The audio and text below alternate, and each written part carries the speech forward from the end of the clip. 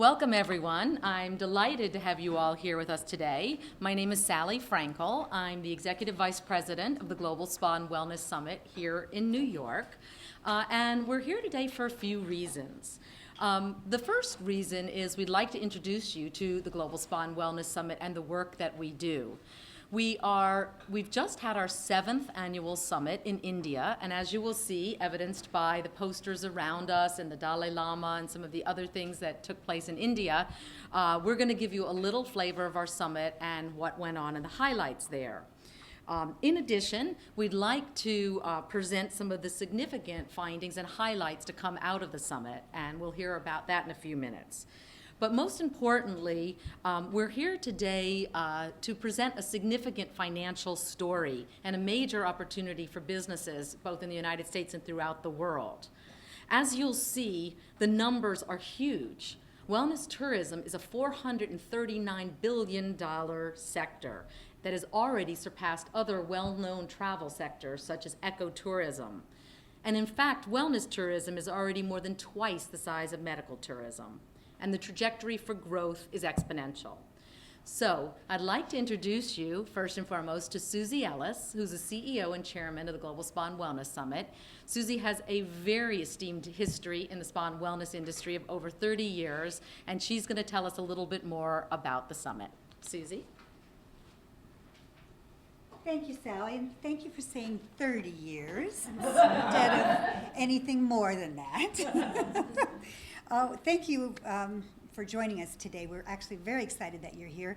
I'm just going to give you a little background, and then you'll hear from the people that will have lots of important things to say. We started the summit, as Sally said, 7 years ago, and it started because there was a group of us in Singapore at a regional spa summit, and we got together and realized that the conversation about spa and wellness was really becoming a global conversation. There wasn't anything just in Asia or just in the US, and so we needed to have an event where we aggregated and brought together all the global players. And so we decided, since it didn't exist, we will start one. And so fast forward, my husband and I decided to fund it and to create the first one, and we did that. And it was here in New York at the Waldorf Astoria. And we modeled it after the World Economic Forum. My husband had spoken there a couple of times, and we liked the fact that it had nothing to do with sales. There was no trade show or exhibition. It was, thought leaders getting together. And that's what we did. And our tagline, which Sally actually came up with, became Joining Together, Shaping the Future. And that's what we've done. And since then, we've met in Switzerland, we've met in Istanbul, we've met in Bali, last year at the Aspen Institute, this year in New Delhi, and next year we're going to Morocco. So what's happened, and I guess this photo of the Dalai Lama is probably the best example, is that we have attracted a lot of interest from people around the world who are interested in what we're doing. We don't pay people to come in and give motivational speeches. We have people who talk about spa or wellness because they're interested in it when they see what's important there. And the fact that we had the Dalai Lama this year was really quite extraordinary, and even more extraordinary for those of us who were there, which is a lot of us here that you'll hear from, is that he didn't just come and spend 20 minutes. He ended up staying for 2 hours. And he was so engaged with our audience, Q&A, and it was because, and his topic was, what is wellness? It was because so much of what he is doing is, mirrored in what we do. And so it was really quite extraordinary. So just to give you a little glimpse, we have a video, 2 minutes, just a few of the highlights, or maybe not even highlights, but just a peek into what happened in New Delhi.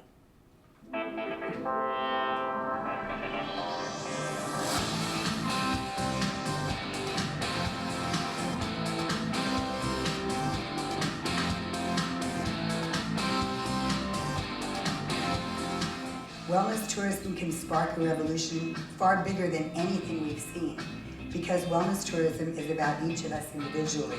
It's about the way we see ourselves and what we want for our lives. This year's theme is a defining moment. We're now on the cutting edge of our future, and we see countries around the globe beginning to focus their tourist industries around this new and fast-growing sector.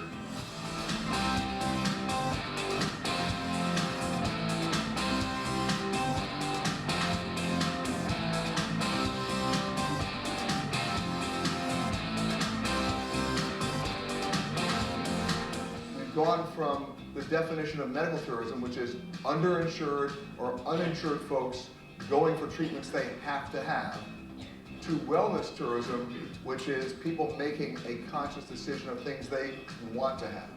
Globally, we estimate the wellness tourism economy to be $439 billion, and it accounts for more than $1 trillion of economic impact. And that actually represents 14% of global tourism spending.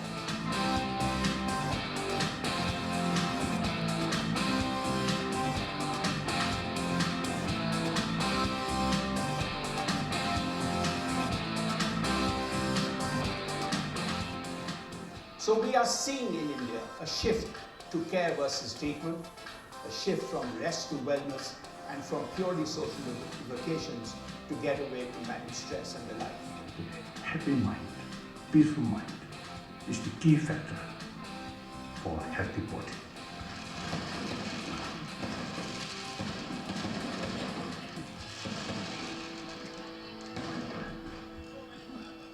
Thanks, Ralph, for putting that together for us.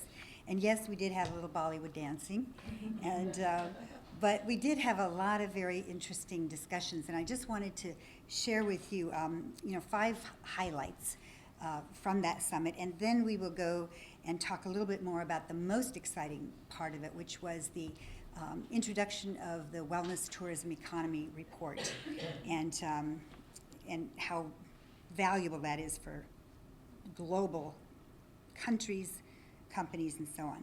So 5 highlights I chose. One was from Thierry Mallerat. He's an economist from France, a strategist, and he talked about the 4 global megatrends and talked a little bit about what those were and pointed out that 2 of them are really behind why people are so stressed and so exhausted, and of course it bodes well for the wellness industry. But he did say one thing at the end of his talk that was actually quite shocking to me, and I think to a lot of other people. Here's what he said, and I'm quoting: "In the future, many nations will make wellness mandatory." And, we're in the wellness arena, and we know it's certainly a huge wave and movement, but the idea of it becoming mandatory was, sort of something new to think about. And then when I got back, I thought, well, maybe it's not that far away. When I think about Bloomberg having, wanted to do some things with the soda, and I guess Mexico just passed an excise tax for high-calorie foods and sodas. And then Joseph, who mentioned to me that Ecuador just threw out McDonald's, I guess. And so there is a lot of attention on wellness these days.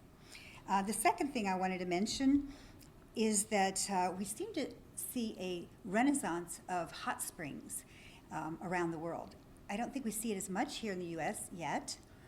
However, in Japan and in China and in Eastern Europe, in Turkey, there's a renaissance in the hot springs arena, the appreciation of the health value of these waters. There's more research that supports the value, and so I think you'll see a lot more of that.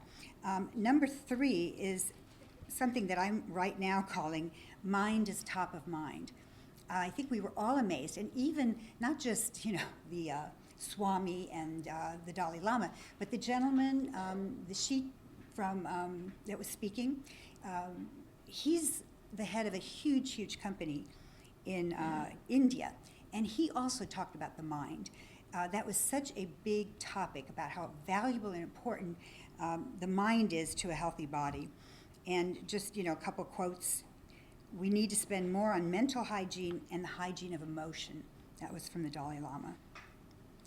I don't know if you saw in the New York Times, the article on mindfulness this last weekend. Mindfulness is everywhere, I think, was sort of the lead topic. And we're seeing that around the world in our industry, spa and wellness. Number 4, wired wellness is something that obviously a lot of talk about that, the intersection of technology and wellness. And then number 5, which we think is the big news, and is the big news, is the rise of wellness tourism and how it has evolved into a huge travel segment. You know, Peter Greenberg was talking about it, but the other gentleman sitting with him was Jean-Claude Baumgarten, and he was the head of the WTTC, which is the World Travel and Tourism Council, for 10 years. And they were discussing wellness tourism, and I was so surprised that they were discussing it as if, you know, everyone knows all about it. And yes, it's different than medical tourism, and yes, there's a huge wave. And yet I see that, you know, they are aware of that, but a lot of people aren't yet. So that's why we think this research is very important, and it's going to be a huge wave. So just a couple things, and Ophelia will go over this. You know, the definition of wellness tourism is travel associated with the pursuit of maintaining or enhancing one's personal well-being. And then I've been asked to show this slide because it's fairly clear, the new health paradigm that's starting. And we found that, you know, we had people from 42 different countries there, and they are all relating to this. And I just spoke at iSpa a few weeks ago, and a gentleman in the audience from the Mayo Clinic, one of the doctors, came up and actually asked me for this slide. He wanted to show it to the doctors at the Mayo Clinic because it was the first time he felt the doctors would be very receptive to looking at things this way. And so this paradigm is, as I said, with wellness. It's an integrated wellness-oriented approach to improve quality of life. And the key word is prevention. You know, that's one thing everyone agrees on, it seems, all over the world. And here, Democrats, Republicans, prevention is a good idea. And the whole issue of wellness is proactive. And then if you go to the medical side, this is a little bit more about illness. It's more reactive, and it's the conventional medically oriented approaches to solve problems. And clearly, they're both important. Sometimes we need to be on the medical side. Sometimes, well, all the time, it's a good idea to be on the wellness side. So this is what's developing, and here are just some words that relate to each that make it very clear that these are distinct, they can work together, they can support each other, but we're finding that trying to mix them together around the world has not worked so well, because when you put them all together in one big soup, you usually end up with the medical dominating. And it's important to preserve the wellness and the prevention aspect. So with that, Sally, thank you for being here. I really appreciate it, and I hope you enjoy all that you'll be hearing. Thank you so much, Susie. I think when we look at that video, it's pretty incredible to hear that wellness tourism has $1 trillion of economic impact. I mean, when you think about that, that is extremely significant. And here to tell us a little bit more about that research and our Global Wellness Tourism Economy Report is Ophelia Young. Ophelia is the co-director of the Center for Science, Technology, and Economic Development at Stanford Research Institute, and Catherine Johnson, who is a director I'm so sorry, I think I got your title wrong. She's a senior economist, forgive me, also at SRI. For those of you who are not aware, Stanford Research Institute is a 65-year-old organization, and it is one of the largest nonprofit research organizations in the world. Ophelia and Catherine?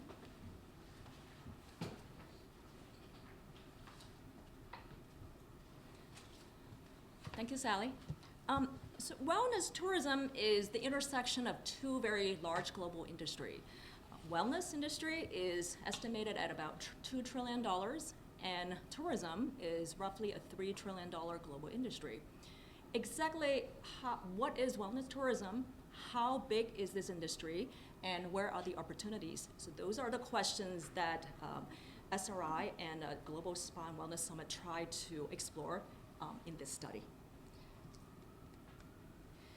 Before getting into wellness tourism, let's revisit wellness. And this is a similar diagram that Susie showed just now.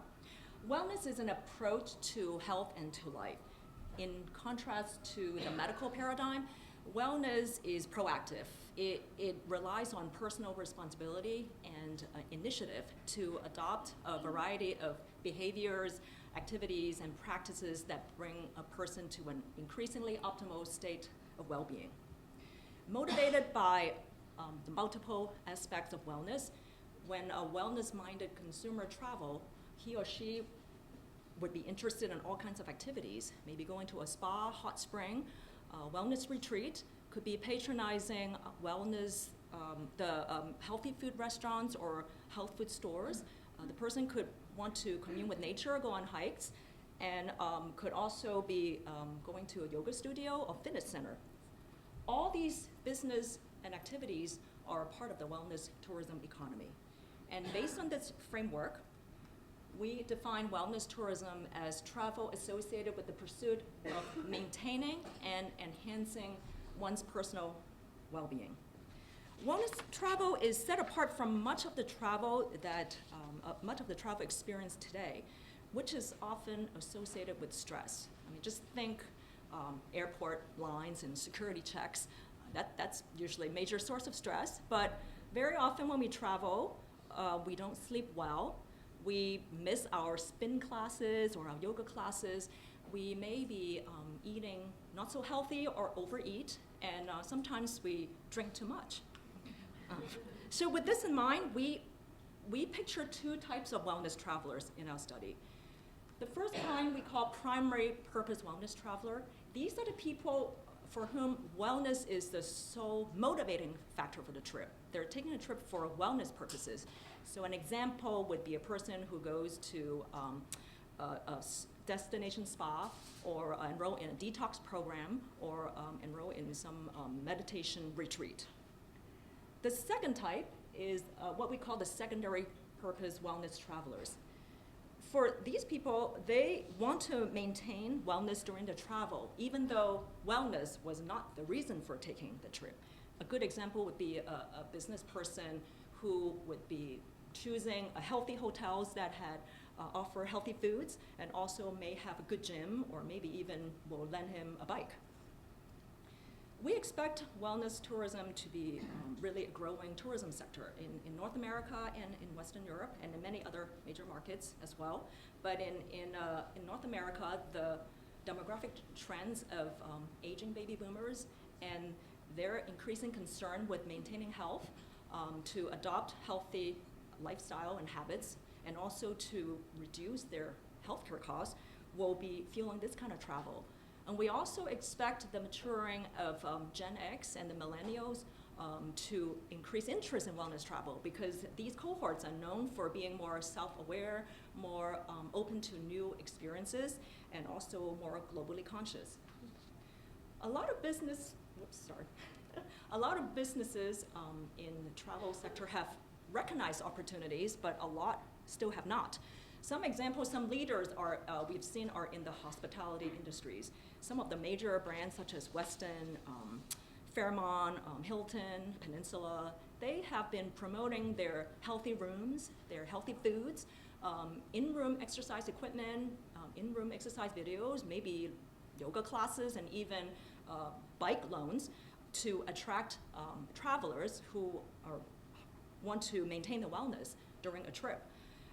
But we believe there are many other opportunities that have not been recognized yet. For example, in our research, we have yet to see an airline brand itself as the #1 flying well or flying healthy airlines. And why haven't anybody done that? But it's because maybe this segment has not been recognized yet. So what we're hoping is that by doing some research and highlighting these opportunities, we can motivate businesses to maybe develop new products and services, maybe branding strategies, and maybe customer loyalty strategies that will target this kind of travelers. So let me now turn the floor to my colleague, Catherine Johnston. She is going to talk about the methodology of our study and findings. Okay, so just to start a little bit about the calculations we did. In order to calculate the size of wellness tourism worldwide, what we did is we estimated the number of trips that are made by both the primary and secondary wellness tourists that Ophelia talked about earlier in each country around the world. And we included both inbound international trips and also domestic trips. And so just keep in mind, all the numbers I'm going to talk about are an aggregation of both inbound and domestic travel. We generally follow the conventions that are used for international tourism statistics, and so, for example, our calculation of trip expenditures includes everything that a tourist would spend at their destination while they're on a trip. So things that you would see listed here: lodging, their meals, activities, excursions, entertainment, shopping, and also domestic transportation. And as you can see from these examples, some of the expenditures that wellness tourists make are on wellness-specific things, but a lot of their expenditures are on standard travel and tourism services and products. So just the kind of the top line numbers, we estimate that wellness tourism, as we've heard already, is a $439 billion global industry. It directly creates 12 million jobs around the world and has a total multiplied economic impact of $1.3 trillion. Wellness tourism is a very large niche tourism segment. You can see some comparisons here with other sort of key niche tourism areas. It's similar in size to ecotourism and culinary tourism, and as you can see, it's actually much, much larger than medical tourism. What comes as a surprise to a lot of people when we talk about this study is that domestic travel makes up 2/3 of wellness tourism expenditures and about 84% of wellness trips. So it's much more dominant than international wellness tourism. Also interesting, the category of secondary wellness travelers represents the biggest share of the market. That accounts for about 86% of wellness trips and expenditures. And just to remind you, the secondary travelers are those who have an interest in maintaining their wellness while they travel, but it's not their motivation for their trip. Wellness tourism is what we call a high-yield sector. So it accounts for only about 6% of all tourism trips, but it accounts for about 14% of tourism expenditures. And this is because wellness travelers tend to be more wealthy, more educated, and they spend more per trip when they travel. So we've estimated that a wellness traveler spends about 65% more than average on an international trip and about 1.5 times more than average when they take an international trip. Here are our statistics for regions around the world, and wellness tourism currently tends to be very concentrated in the top destination countries.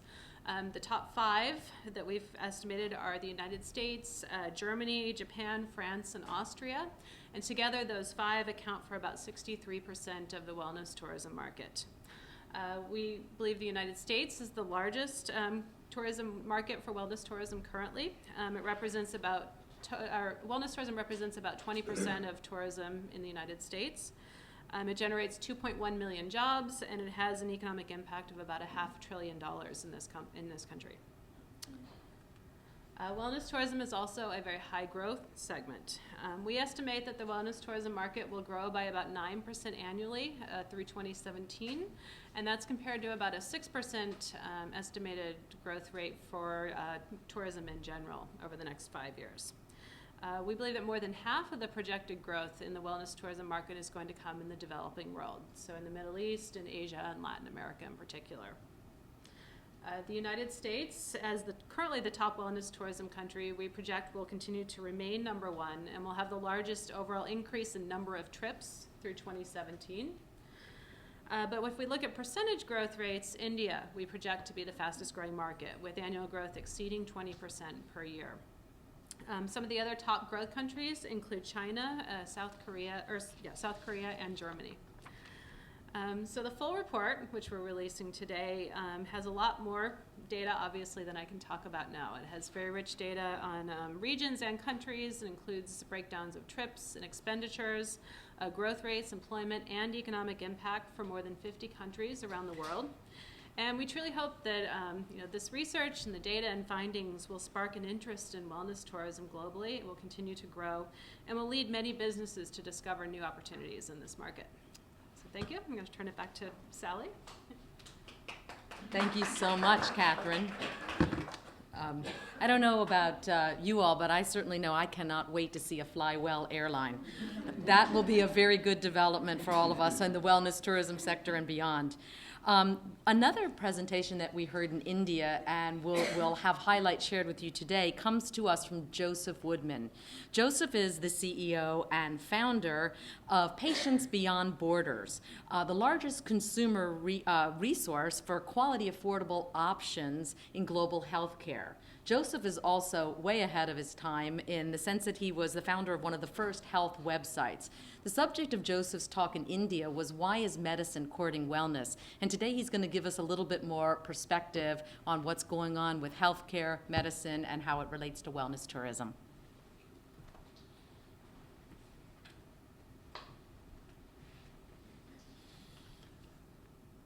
Good afternoon. I have the somewhat dubious task, I think, of addressing more the science and medical side of wellness, and to hopefully shed a little bit of light on how wellness and wellness tourism are not only important to the individual and to individual well-being, but also impact us socially, politically, and economically, both here and around the globe. And to point to the necessity of us seeing and experiencing a greater convergence between these disciplines, the medical and the wellness, and some of the truly great things that are happening with these two disciplines coming together. Certainly as author of Patients Beyond Borders, it forced me to travel to a lot of countries, over 40 countries that were medical travel destinations. And my early work with wellness back in the late 90s helped to give me a perspective of how wellness and preventive care made such a big difference in people's lives and attitudes. So these travels, I came upon many unhealthy populations. I came upon many healthy populations. And I discovered some interesting trends that I think point to some of the things that Ophelia and Susie and Catherine were discussing and touching on.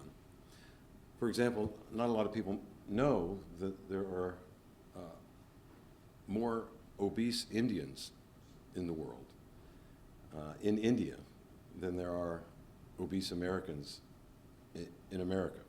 And it has so much to do with behavioral changes, an affluent lifestyle, sedentary lifestyle, lack of exercise, the growth of the internet and mobile technologies, keeping people tied to their devices. And that creates a serious economic drain when you connect the dots to preventable diseases and management of chronic conditions, and a tremendous burden to society that people often, when you just think wellness as an individual spiritual quest, you don't really connect the dots to something that really has much larger implications and has really reached and beginning to reach epidemic proportions. Much the same way, the Ministry of Health in Thailand, this one blew my mind, last July announced that there were 20,000 Thai citizens would die in 2013 as a direct result of, guess what, obesity. And that kind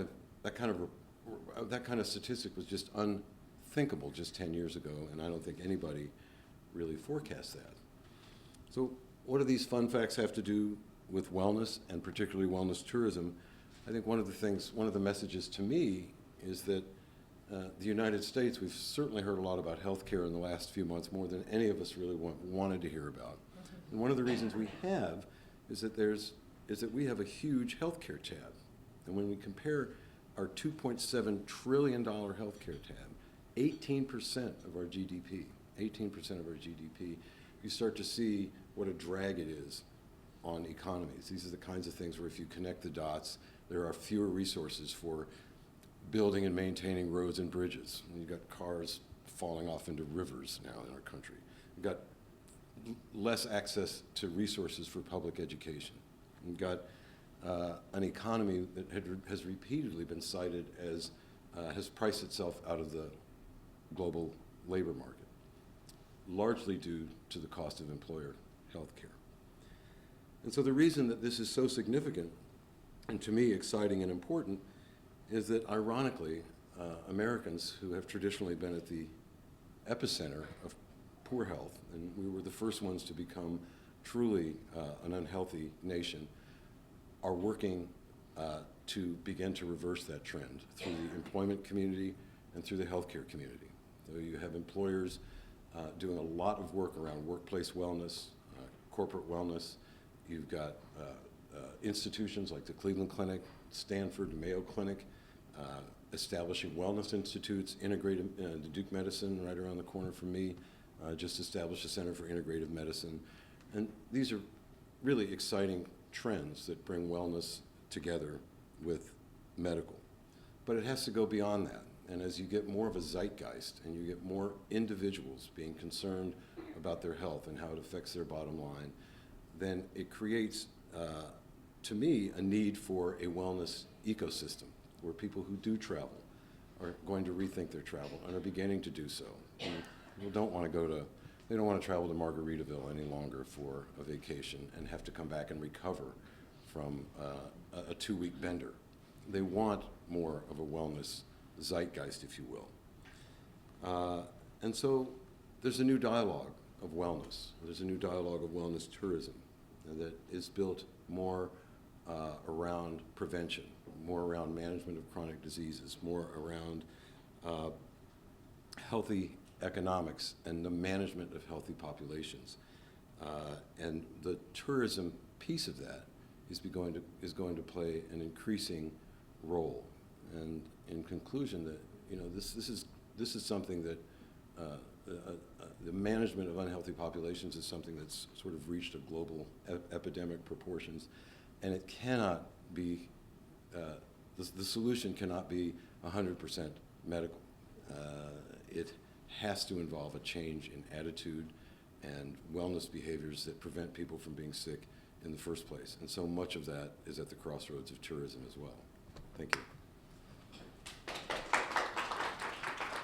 Thank you, Joseph. That is really an interesting perspective. And to continue this conversation and to continue to bring to life wellness tourism through the lens of consumer research, I'd like to introduce to you Mia Kurikos. Mia is the Chief Brand Officer of SpaFinder Wellness, Inc. SpaFinder Wellness is the world's largest media, marketing, and gifting company for the wellness industry, with a network of over 20,000 locations and 25 years of experience as a spa and wellness authority. Mia?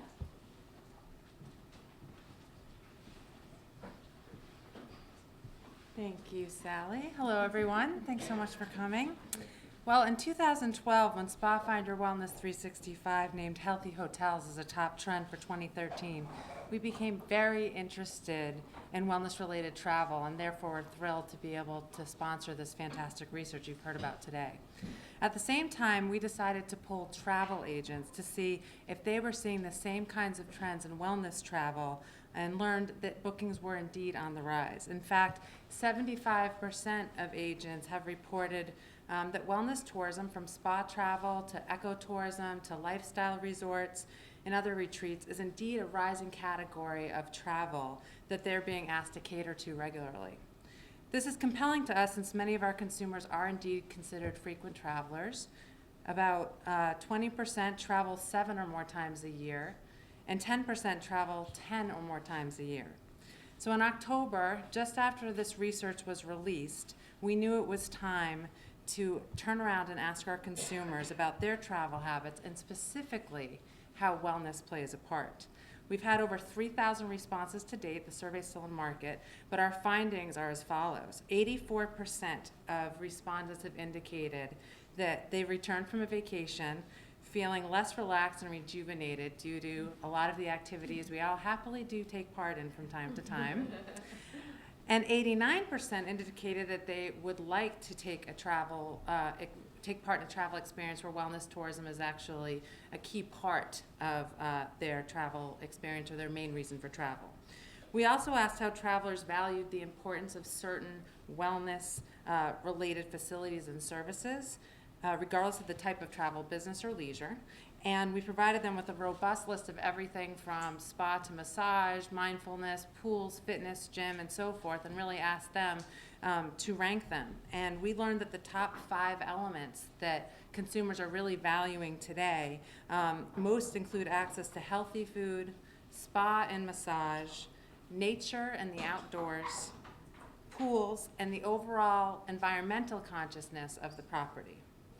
So I don't have time to go over all of our research, but after careful review of both the industry research as well as the consumer research that we look at every single day, 3 things are clear to me. And I should also say, personally, my experience of working in travel, tourism, hospitality, and leisure for the last 20 years, I'm so excited about what we're seeing. And the 3 things that are clear to me are this.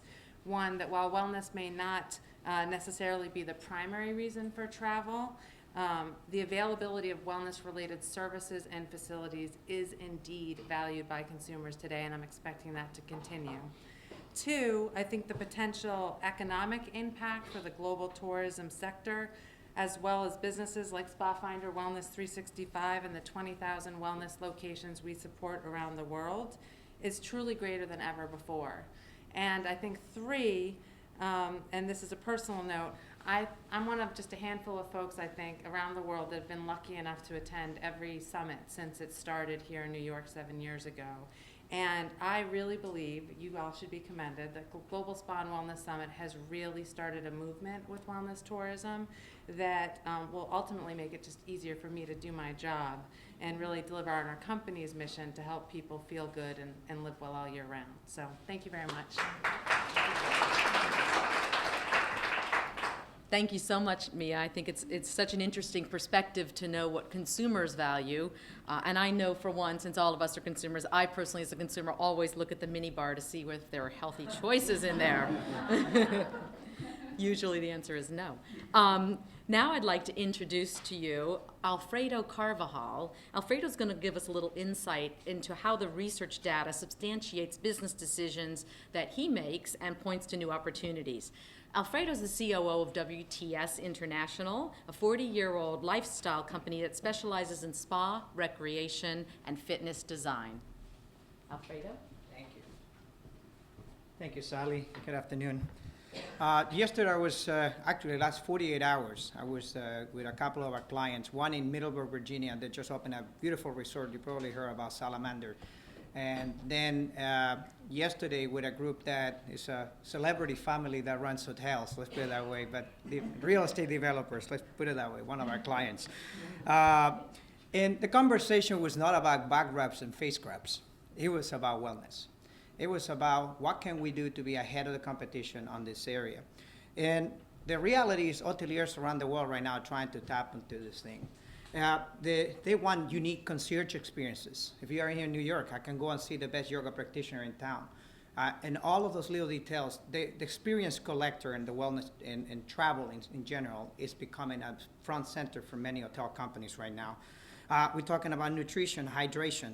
Who's going to have the darkest and quietest hotel room? That you will have the best night's sleep. It's going to be a competition. It's going to come up all over. The next thing is who's going to help me from jet lag. Most people are traveling from all over the world. I was spending 3.5 weeks in Asia, and I couldn't get a decent night's sleep except for 2 probably, because most of the rooms were extremely lit, and I couldn't fall asleep. My circadian cycle was not coming back, and that's a problem for businesses. It's a problem for performance.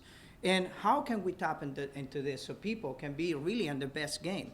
So one sentence that I learned when I was working for Canyon Ranch is that health is not the absence of disease. It's really to be on your game. And what I talk about being in your game is, to me, is to feel on your best. Is to not be tired, not distracted, and actually not worried. And when you have all those things with you, you perform the best. You're almost happy doing business. You're happy traveling. Another large portion of our business is community management. We manage approximately 50-something communities around the world. And one of the things that we have learned, that this trend is also permeating into that side.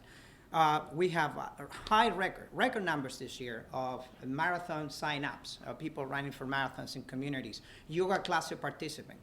And one of the most requested things that we get in our communities is organized travel, which is something that's happening all over the place, and actually meditation, which is something we never heard before.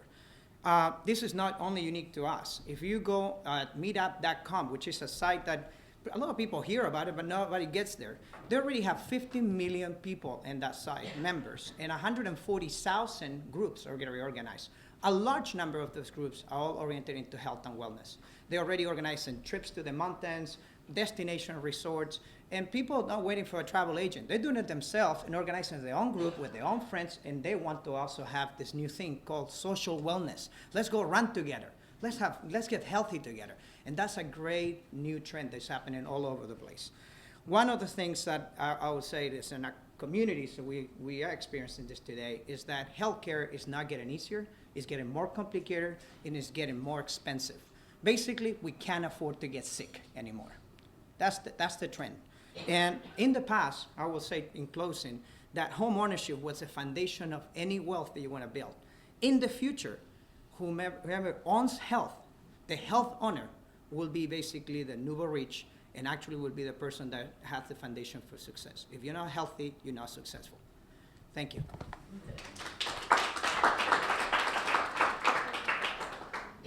Thank you, Alfredo. If health is the new wealth, we certainly will be doing a lot of wellness travel.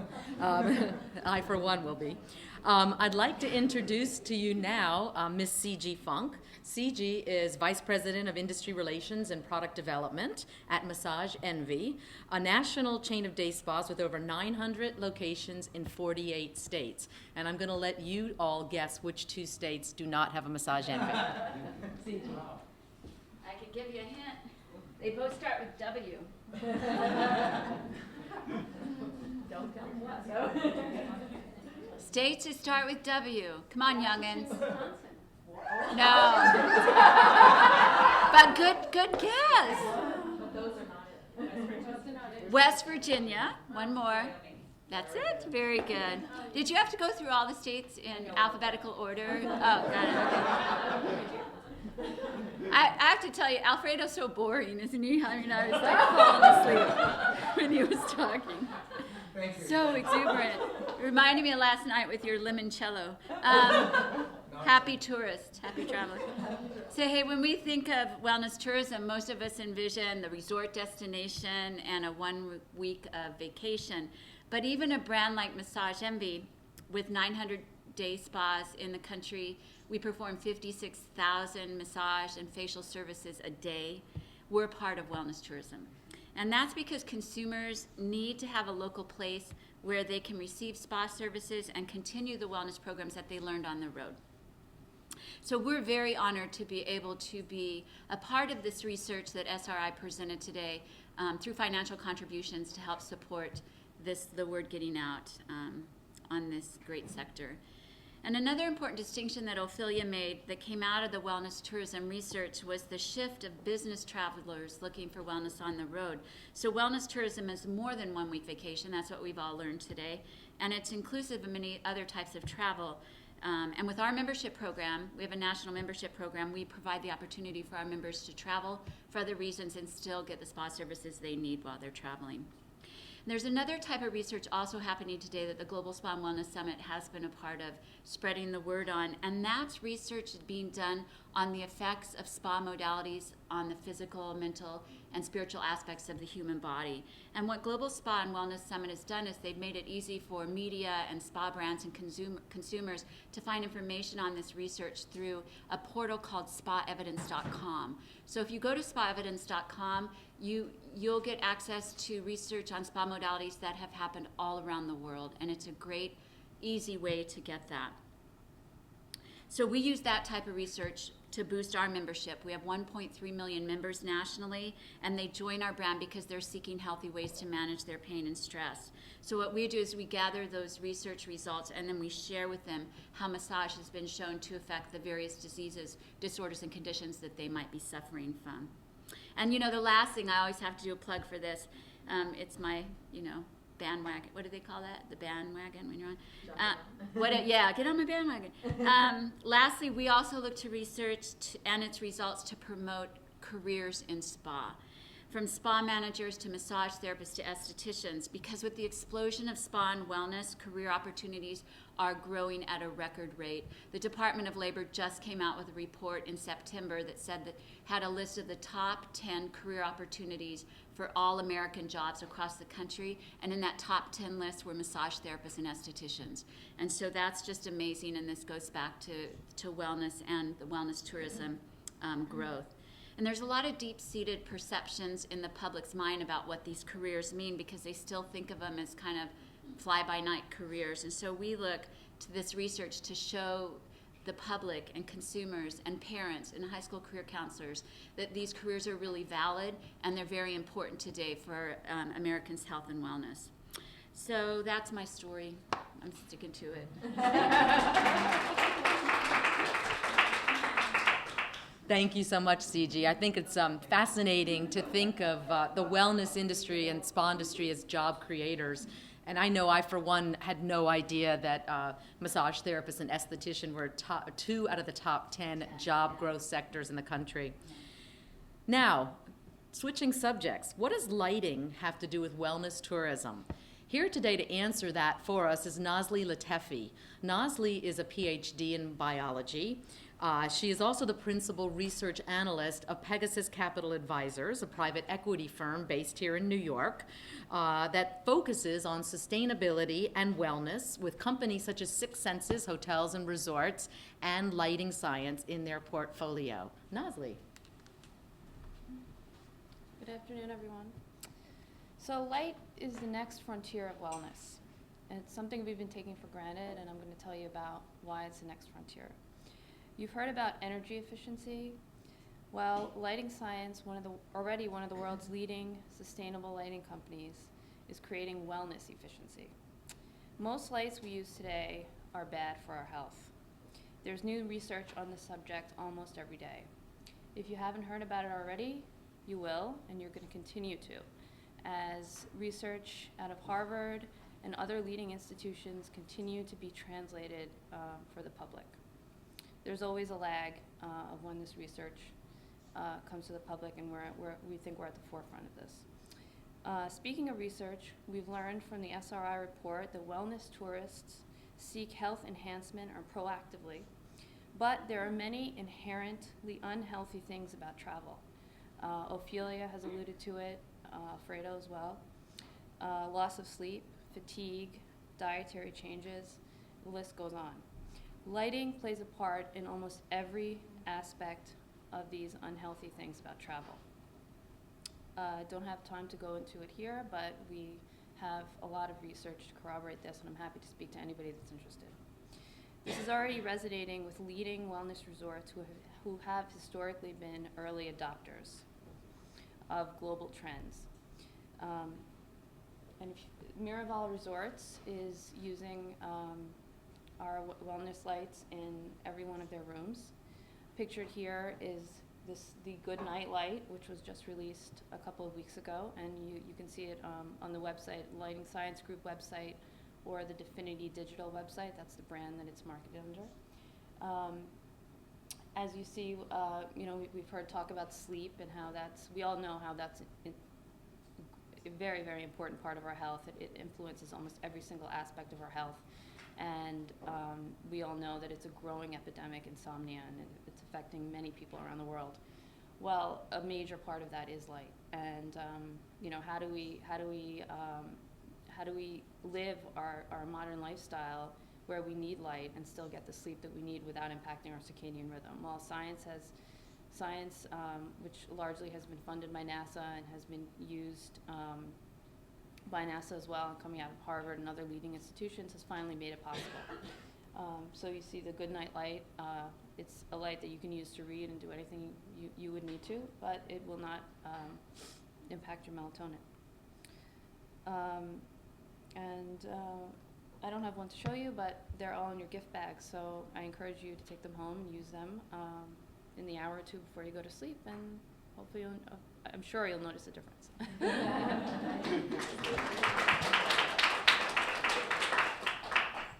So you will all be getting a light bulb, a wellness efficiency light bulb, I should add. So you'll have to take that home, test it, and see how you do with that.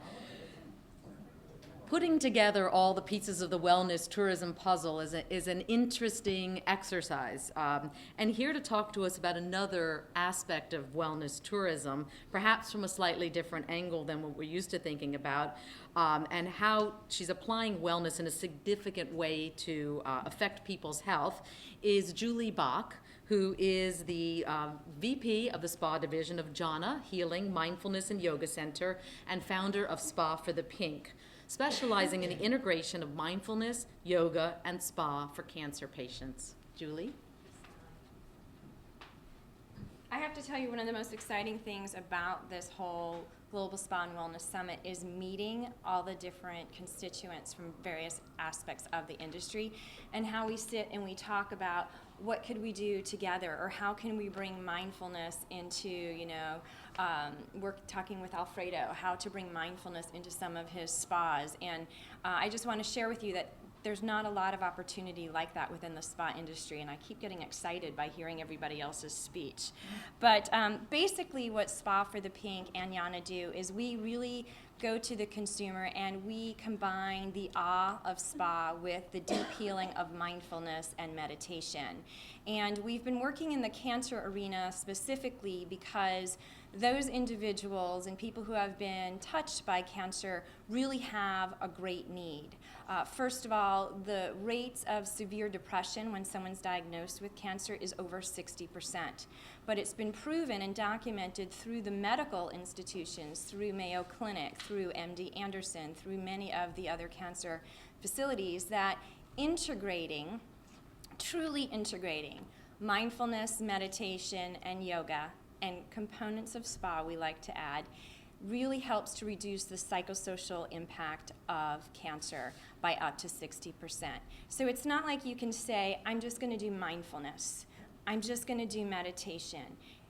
The studies all show that it has to be integrated. And so that is what we have been doing. We've really been, if you think of that wellness paradigm, we've been taking that wellness paradigm into the medical facilities and working with patients who really have a deep need to understand how to bring these components into their lives. I'll just give a quick example. I was in Chicago 2 days ago at a cancer facility, and much of the mindfulness movement is based on Buddhism, and we don't really get into the spiritual aspects of that, but we do have a spiritual teacher, and he's the mindfulness meditation, and I'm the spa component. And so we went to Chicago when we ran a spa and mindfulness day. And we had a discussion on mindfulness because cancer patients many times are in the past, what did I do wrong? Can I go back there and fix it? Or they're in the future, what can I change? Or what will happen if? And I feel so guilty. And so we're really teaching cancer patients how to be in the present moment, how to find meaning and to embrace their diagnosis. And in Chicago, we had a woman that broke down and started crying after our meditation and said, this is the first time that I've ever felt peace. And it was just as simple as a meditation. It's a tool that she has portable to her. And she doesn't have to pay anything for it, and she can do it anywhere. And she can do it in a spa, she can do it in a car at a red light. So this is what the charge from the medical community has been to us, is can you extend outside of spa and to bring meditation and mindfulness and yoga into people who really need that. The second thing that we do is we educate the spa community on how to work with cancer patients, so that when someone comes into your spa, you don't say, and they tell you they have cancer, you don't say, oh, I'm sorry. It's the last thing they want to hear. So we really talk with the spa industry on how to take care of cancer patients. And within our programs that we work with cancer centers, we embed mindfulness, meditation, and yoga in our trainings. Why? Because if we want to be ambassadors of wellness, and we want to help people on the illness side as well as the wellness side of the model, we ourselves have to be healthy. And so the dialogue and the communication there with the spa industry is that you need to start taking care of yourself. And by giving the evidence-based tools for the cancer patient, we hope to enlighten the spa industry practitioners that if it's good enough for a cancer patient, don't you think it's good enough for you to stay on the healthy side of the model? And that is where we fit within the wellness sector.